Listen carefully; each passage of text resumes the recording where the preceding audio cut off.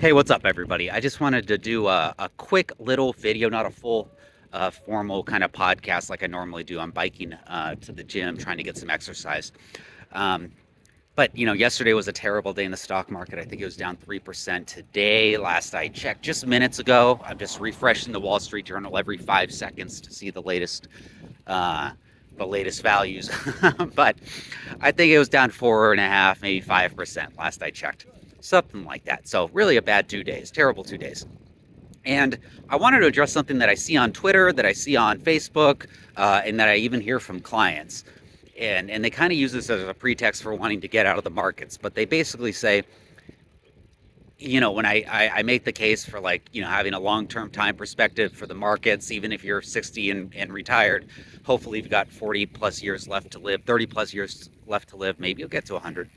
And then for my younger clients, the decade or way plus from retirement, I'm just like, this is honestly like a good opportunity for you to get in, because we're lowering prices and we're going to bounce. In all likelihood, we're going to bounce back before you get to retirement. So that's what I say to them, and then they kind of push back, which is fine. Um, and they say, well, you know what, Scott? That might have been true in terms of like what happened in the markets previously. Let me just make sure I don't get hit by this car. Okay, we're good. And they say, Scott, that might be true in terms of what's happened previously, but we've never seen anything like this before. And they'll say things like, well, we've never seen a narcissist or a megalomaniac as president before. I'm not making any judgments about whether that's true or not. You don't like Trump. I'm just trying to give you guys good financial advice. And so they'll say, we've never seen anyone like this before. We've never dealt with this before. So how can you say we're going to bounce back? And what I have been thinking about is that, I mean, really, if you look at all of like the big crashes in history, and I'm not saying we're going to get into a crash. We're down, I don't know what we're down, maybe like 5 to 7% year to date in a diversified like stock portfolio. I got to double check that though. But my response is, even if you do, think that we've never seen a president like this before, look at all of the previous crashes that we've had in history. Well, guess what? All of those have been unprecedented as well. Great Recession. We saw, a housing bubble burst because of, a lot of reasons, but a lot of irresponsible lending.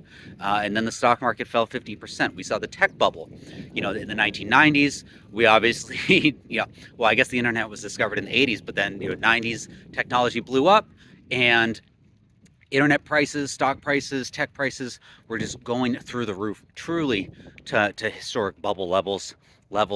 And then it crashed in the early 2000s, and we saw, a 50% drawdown in the overall market, not just tech, as a result of that.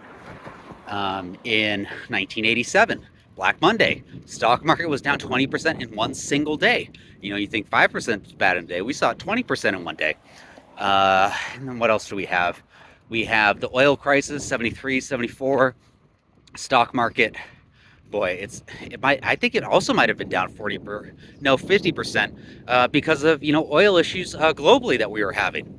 So if you look at each of those, situations, you would have said, we've never seen this before in history. And that's true. We haven't seen any of those events before in history. But guess what? We bounced back from all of them. So even if you do agree, and even if you really think negatively that we've never seen someone like Donald Trump before in office, well, guess what? We've never seen COVID before. We never seen a Great Recession like that before. We never saw a tech bubble like that before. We didn't have the internet before, the 1990s. So of course that was the first time we were experiencing that. So if you think, oh, we can't bounce back because we've never seen this before, well, guess what? Every other time we've seen something that we've never experienced before, we've always bounced back. So I have to admit, I dropped my headphones. I got to end this here. But I have to admit, I'm an optimist. I'm an optimist in America. I'm an optimist in our creativity, in our economic engines. I think we're going to be fine. Some little context. I mean, we're basically back down to August 2024 levels. So that stinks. We did give away those gains that we made, but we're not in unprecedented territory. So if you've got a little extra cash above your emergency fund, I do think now would be a good time to think about putting some of that money in. I don't think it's a historic buying level yet, because again, we're only back down to August 2024. But I'm not freaking out. If you are retired, have no extra cash, I'm going to rebalance that portfolio, see what tweaks we can make. if you've got decade plus to retirement, I'd be thinking about what extra cash we can put in there, because yes, it's unprecedented what Trump is doing and who he is with the tariffs, but America recovering from unprecedented economic collapses and dire situations.